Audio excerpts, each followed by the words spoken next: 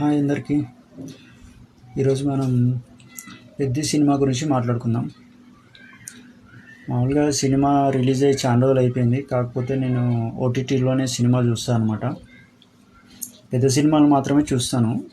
చిన్న సినిమాలు బాగుంటే మాత్రమే చూస్తాను అనమాట. ఇంకా పెద్ద సినిమా గురించి మాట్లాడుకుంటే నాకు డ్యూరేషన్ చాలా పెద్దగా అనిపించింది.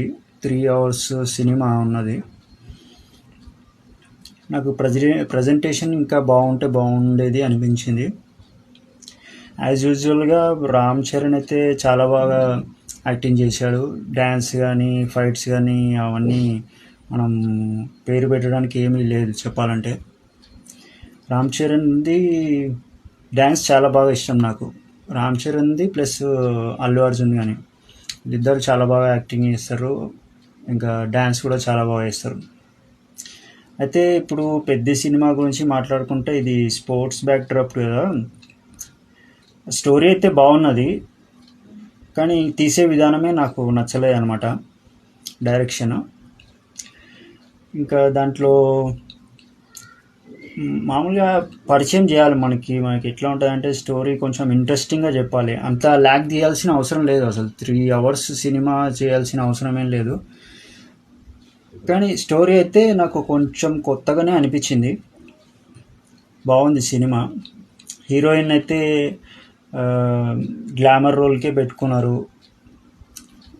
అంతకు మించి ఏం లేదు. ఎన్ని సీన్లు ఉంటాయి మా అంటే ఒక 5-6 సీన్లు ఉంటాయేమో హీరోయిన్ తోటి. ఫస్ట్ హాఫ్లోనే ఉంటుంది, తర్వాత ఇంకేం ఉండదు. ఇంకా సాంగ్స్ అయితే చాలా బాగున్నాయి. నాకు రై రై రా రా అనే సాంగ్ చాలా బాగా నచ్చింది. నాకు చికిరి చికిరి కూడా బాగా నచ్చింది. డ్యాన్స్ చాలా బాగుంది రామ్ చరణ్ది. అందులో జగపతి బాబు క్యారెక్టర్ కూడా నచ్చింది. జగపతి బాబు సినిమాలు చాలా మంచి మంచి మంచి సినిమాలు చేసేవారు ఇంతకుముందు, ఫ్యామిలీ సినిమాలు. అలా చేస్తే ఇప్పటికీ బాగానే ఉంటుంది. అప్పట్లో ఏంది మావి చిగురు, ఇంకా బడ్జెట్ పద్మనాభం అని అలాంటి సినిమాలు. అంటే చాలా యంగ్గా ఉంటాడు మంచిగా జగపతి బాబు, చూడడానికి చాలా బాగుంటాడు. కానీ తన డీగ్లామరైజ్ పాత్రలు చేస్తున్నారు ఎందుకో మరి. చూసుకుంటే చాలా మంచి మంచి క్యారెక్టర్స్ చేయవచ్చు తను కూడా. శ్రీకాంత్ కూడా బాగానే యంగ్గా ఉంటాడు ఇప్పటికీ. మంచి ఫ్యామిలీ సినిమాలు చేసుకోవచ్చు. అప్పట్లో ఆహ్వానం అని ఇంకా చాలా ఉన్నాయి కదా. అప్పట్లో ఎస్వి కృష్ణారెడ్డి సినిమాలు చాలా బాగుంటున్నాయి. వీళ్ళిద్దరు చాలా బాగా చేస్తారు, శ్రీకాంత్ కానీ మన జగపతి బాబు గారు కానీ. మంచి ఫ్యామిలీ సినిమాలు, ఫ్యామిలీ డ్రామాలు చేస్తే చాలా బాగుంటుంది వీళ్ళిద్దరు. కానీ వీళ్ళిద్దరూ క్యారెక్టర్గా చేస్తున్నారు ఎక్కువ శాతం. మనకి సినిమా గురించి, ఇంకా పెద్ద సినిమా గురించి మాట్లాడుకుంటే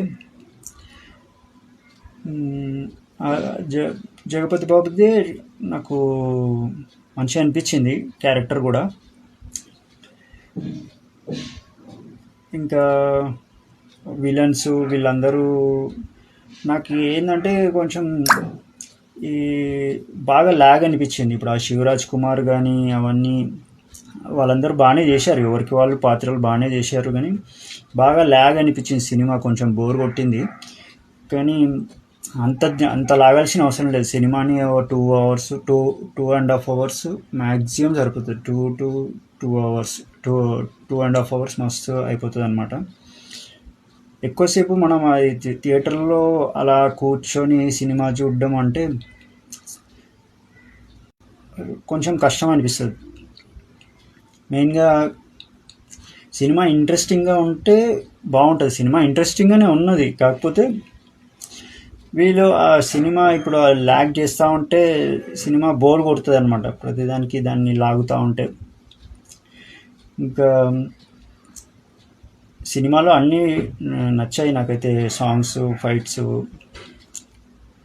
అన్నీ బాగానే ఉన్నాయి. కానీ ఇంకా కొంచెం డీటెయిల్గా డైరెక్షన్ బాగుంటే ఇంకా బాగుండేది. మనకి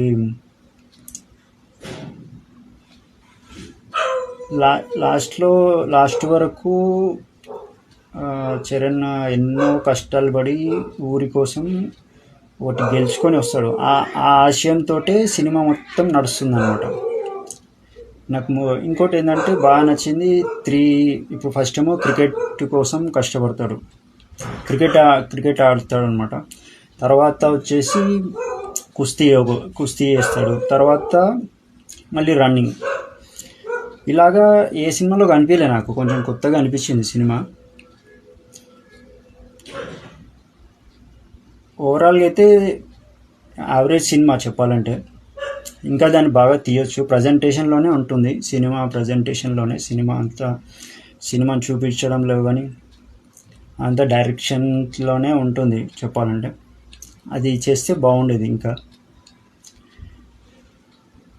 నేనైతే త్రీ వరకు ఇవ్వచ్చు రేటింగ్ చెప్పాలనుకుంటే మన పెద్ద సినిమాకి. నాకు ఏఆర్ రెహమాన్ సాంగ్స్ బాగా నచ్చినాయి. ఏఆర్ రెహమాన్ ఇప్పటికీ చాలా మంచి మంచి సాంగ్స్ ఇస్తున్నారు. అప్పట్లో ఎన్నో సినిమాలు చూసేవాళ్ళం మనం ఏఆర్ రెహమాన్వి. మన మణిశర్మ కూడా చాలా బాగా ఇస్తారు. మణిశర్మని అసలు ఎందుకు పట్టించుకోవట్లేదు ఇండస్ట్రీలో, మరి నాకు అర్థం కావట్లేదు. మణిశర్మ కూడా చాలా బాగా ఇస్తారు సినిమాలో సాంగ్స్. నేను ఇక్కడ నుంచి రిక్వెస్ట్ చేస్తున్న అందరికీ, దయచేసి మణిశర్మని కూడా ఎంకరేజ్ చేయండి. తమన్కి బాగానే మ్యూజిక్ ఇస్తున్నారు, దేవిశ్రీ ప్రసాద్కి బాగానే ఇస్తున్నారు. ఇప్పుడు మన కీరవాణి గారికి కానీ ఇంకా ఏఆర్ రెహమాన్కి ఇలాగే ఇస్తూ ఉంటుంటే బాగుంటుంది. ఇప్పుడు వాళ్ళు ఏమి రిటైర్ అయిపోవడానికి ఏముందని, వాళ్ళందరూ బ్యాక్గ్రౌండ్ నుంచే కదా చేసేది. వాళ్ళు ఏమన్నా స్క్రీన్ మీద కనిపించాల్సిన అవసరం ఉందా ఏమన్నా? చాలా మంచి మ్యూజిక్ ఇస్తారు వాళ్ళు. ఏఆర్ రెహమాన్ అయితే చెప్పాల్సిన అవసరమే లేదుగా, ఆయన ఆస్కార్ అవార్డు విన్నరు. మన కీరవాణి గారు కూడా, మణిశర్మ గారు కూడా ఎంత బీజిఎం చాలా బాగా ఇస్తారు. ఏ సినిమాకైనా చూసుకోండి, ఆయన మార్క్ ఉంటుంది, చాలా బాగుంటుంది సాంగ్స్ కానీ సినిమాలు కానీ. మన వాళ్ళని మనమే ఎంకరేజ్ చేసుకోవాలి. నేనేమో ఒక ఐడియా కూడా ఇచ్చాను అనమాట వీళ్ళకి. ఏంటంటే ఒక సినిమాకి 6 సాంగ్స్ ఉంటాయి, అంటే 6 సాంగ్స్ అవసరం లేదు ఒక సినిమాకి. అవసరం ఉంటేనే మంచి సాంగ్ అయితేనే సాంగ్ పెట్టండి. పెట్టి ఇరికించాలని చెప్పేసి 6 సాంగ్స్ ఉండాలని చెప్పేసి పనికిరాని సాంగ్స్ పెట్టడం వేస్ట్. అవసరం ఉంటేనే పెట్టండి. నాకు 3 సాంగ్స్ అయినా మంచిగా ఉండేట్టు ఉంటే చాలు. సో ఇప్పుడు ఆ 3 సాంగ్స్ ఒక్కొక్కరికి ఒక్కొక్క సాంగ్ ఇవ్వమని చెప్పేసి చెప్పినాను నేను. ఏంటంటే ఇప్పుడు ఒకటి కీరవాణి గారికి ఇవ్వండి, ఒకటేమో ఏఆర్ రెహమాన్ గారికి ఇవ్వండి, ఒక సాంగ్ ఏమో దేవిశ్రీ గారితో చేయించండి, బ్యాక్గ్రౌండ్ ఒకరితో చేయించండి. సినిమా కూడా ఫాస్ట్గా అవుతుంది కదా. అన్ని సాంగ్స్ ఒకరితోటే చేయించడం దేనికి, అవసరం ఉన్నదని. నాకు రోజు బిర్యానీ తింటే మనం తినగలుగుతామా? రోజు బోర్ కొడుతుంది కదా. ఇప్పుడు రోజు పప్పు అన్నమే ఉందనుకోండి, బోర్ కొడుతుందా లేదా? మారుస్తూ ఉండాలి. మ్యూజిక్ కూడా అలాంటిదే, ఫ్లేవర్స్ మారుతూ ఉండాలి, చేంజెస్ చేస్తూ ఉండాలి. ప్రతిదీ రొటీన్గా ఉండకూడదు, కొంచెం కొత్తగా ట్రై చేస్తూ ఉండాలి.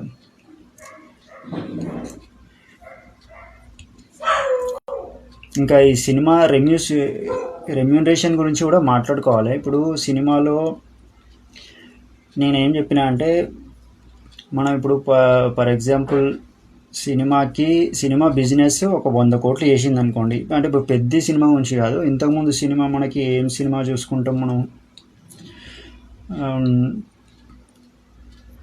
రామ్ చరణ్ది ఇంతకుముందు సినిమా ఏముంది, గేమ్ చేంజర్ అనుకోండి. ఫర్ సపోజ్ అది ఎంత 100 కోట్లు వసూలు చేసింది అనుకోండి. ఆ 100 కోట్లు మాత్రమే మనము టార్గెట్గా పెట్టుకోవాలి. అంతకు మించి మనం అమౌంట్ దాని మీద ఇన్వెస్ట్ చేయకూడదు. అప్పుడు 100 కోట్లు చేసిందని ఇప్పుడు 200 కోట్లు పెడితే పోతుంది, మొత్తం డబ్బులన్నీ పోతాయి అన్నమాట. అందుకే సినిమా ఇప్పుడు మనం ఏంటంటే, నేను వీళ్ళకి ఏం చెప్పానంటే, ఫస్ట్ మీరు అందరు కష్టపడి సినిమా తీయండి. హీరో తన కష్టం తను పడతారు, మ్యూజిక్ డైరెక్టర్ తన కష్టం తను పడతారు, డైరెక్టర్ కూడా తన కష్టం తను పడతారు, అందరు ఆర్టిస్టులు అందరూ కష్టపడతారు. వచ్చిన తర్వాత వీళ్ళు మెయిన్గా ఎవరెవరు అంటే, డైరెక్టరు, హీరో, ప్రొడ్యూసర్, వీళ్ళందరూ వీళ్ళు మాత్రమే అమౌంట్ తీసుకోకుండా పనిచేయాలి. మిగతా వాళ్ళకి డబ్బులు ఇచ్చేసేయండి. వీళ్ళకి ఏంటంటే సినిమా హిట్ అయిన తర్వాత అందులో పర్సంటేజ్ తీసుకోవాలని చెప్పేసి చెప్తున్నాను నేను.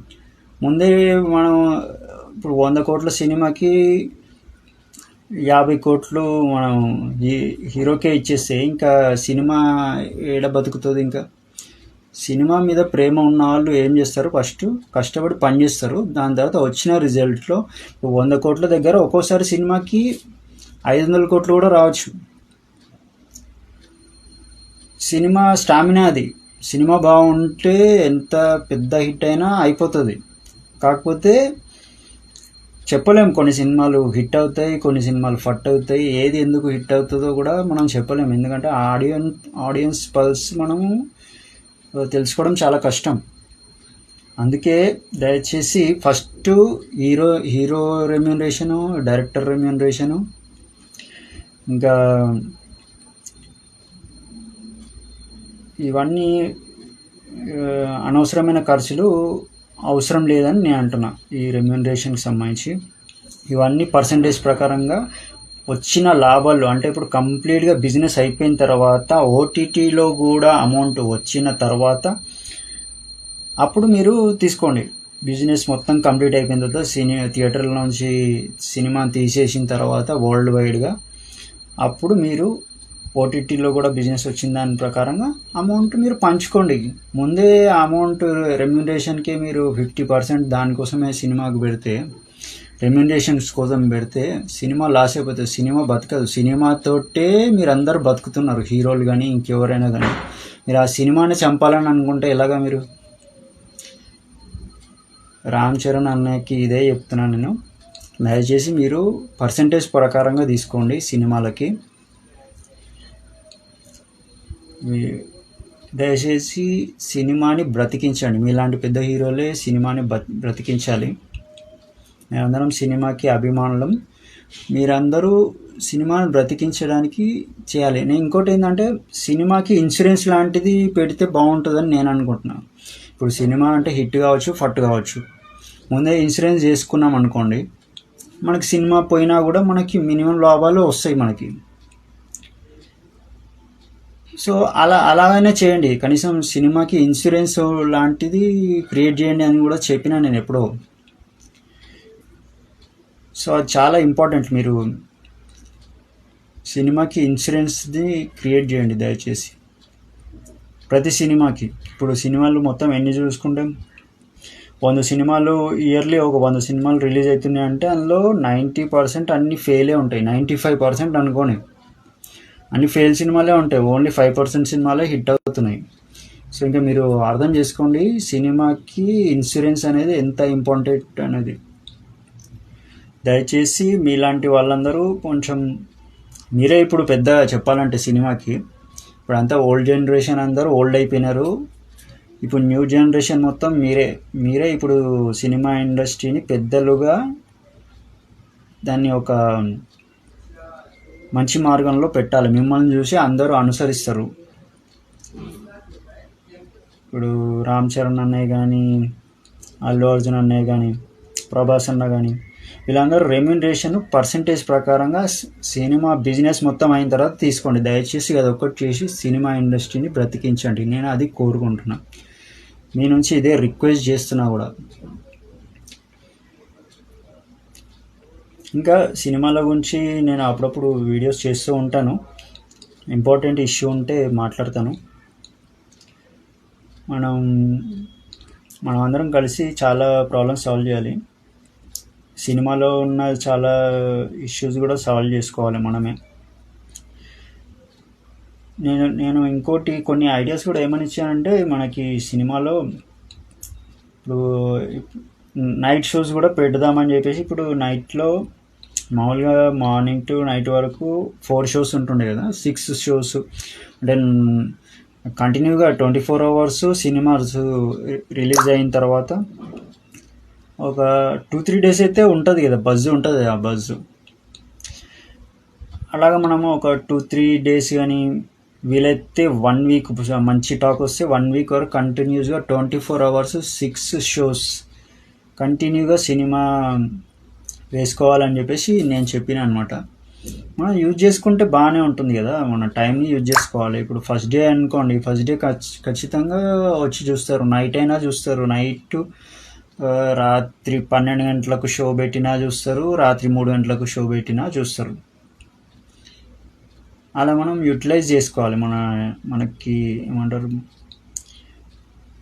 మనకి దాని మీద ఇంట్రెస్ట్ ఉన్నప్పుడే దాన్ని డబ్బులుగా చేసుకోవాలి, మనం మనీ చేసుకోవాలి.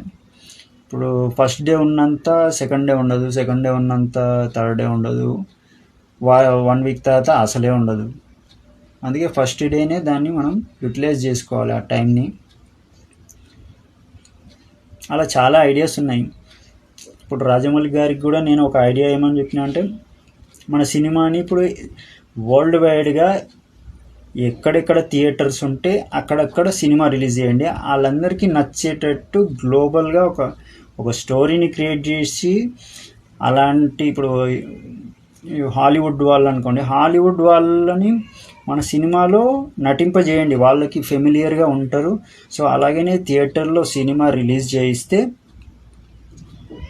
వరల్డ్ వైడ్గా మనకు కలెక్షన్స్ వస్తాయి. ఇప్పుడు జపాన్లో సినిమా రిలీజ్ చేసినా కూడా మనకి అక్కడ బిజినెస్ అవుతుంది. అలాంటి సినిమా తీయాలి. బాహుబలి అలాంటి సినిమానే కదా, ఇప్పుడు అందరూ నచ్చారు ఆ సినిమాని. అలాగా గ్లోబల్ సినిమాలు, గ్లోబల్గా నచ్చే సినిమాలు, హాలీవుడ్లో నచ్చే సినిమాలు చేయాలని రాజమౌళి గారికి చెప్పినట్టు నేను. ఇప్పుడు తను వారణాసి సినిమాని ప్రతి వరల్డ్లో ఉన్న ఈచ్ అండ్ ఎవ్రీ థియేటర్కి రీచ్ అయ్యేలాగా సినిమాని తీస్తున్నారు. ఇప్పుడు చూడండి, ఆ సినిమాకి ఎంతగానో, ఇప్పుడు మొన్న వచ్చిన సినిమాకి, మొన్న ఒక సినిమా రిలీజ్ అయింది కదా, అదేదో హాలీవుడ్ సినిమా రిలీజ్ అయింది. ఇప్పుడు దానికి ఇంతకుముందు 12,000 కోట్లు వచ్చాయంట. ఇప్పుడు 12,000 కోట్లు అంటే మరి ఆ రేంజ్లో సినిమా అన్ని థియేటర్లో రిలీజ్ అయింది, మరి అంతమంది చూశారు కూడా. సో అట్లా మన తెలుగు సినిమాని కూడా అన్ని భాషలలో, అన్ని థియేటర్లో, వరల్డ్లో ఉన్న అన్ని థియేటర్లో రిలీజ్ చేయాలని చెప్పేసి నేను అంటున్నా. ఇప్పుడు స్పైడర్ మ్యాన్ సినిమా ఉంది, అది వరల్డ్ వైడ్గా అన్ని థియేటర్లో, అన్ని దేశాలలో, అన్ని సినిమాలలో, అన్ని థియేటర్లో రిలీజ్ అవుతుంది. కాబట్టి 10,000 కోట్లు కానీ అంతకంటే ఎక్కువ కూడా వస్తుంది. ఇప్పుడు మన బాహుబలికి 2,000 కోట్లు ఎలా వచ్చిందో, అది మినిమం ఇప్పుడు 10,000 కోట్లు వస్తుంది. అట్లా సినిమాకి ఆ రీచ్ ఉన్నది, మనం చేయగలుగుతాం అది తలుచుకుంటే. సో అట్లా గ్లోబల్ స్టాండర్డ్స్కి మన సినిమాని తీసుకొని వెళ్ళాలి. అదే విషయం చెప్పినట్టు నేను. ఇంకా చాలా విషయాలు మనం మాట్లాడుకుందాము, ఇలాంటి చాలా మంచి మంచి ఐడియాస్ సినిమాకి సంబంధించి అప్పుడప్పుడు నేను మాట్లాడుతూ ఉంటాను. అందరూ మన వీడియోని ఫాలో చేయండి, షేర్ చేయండి, సబ్స్క్రైబ్ చేసుకోండి. యూట్యూబ్లో కూడా, యూట్యూబ్ ఛానల్ కూడా ఉంది మనకి. యూట్యూబ్ ఛానల్లో కూడా మీరు వీడియోస్ చూడవచ్చు. మనం డైలీ కంపల్సరీ ఒక వీడియో చేయడానికి ట్రై చేస్తాను. దయచేసి అందరూ సపోర్ట్ చేయండి. మనం అందరం కలిస్తేనే ప్రపంచాన్ని మార్చగలం. సో అందరూ ఫుల్ సపోర్ట్ చేయండి. Thank you.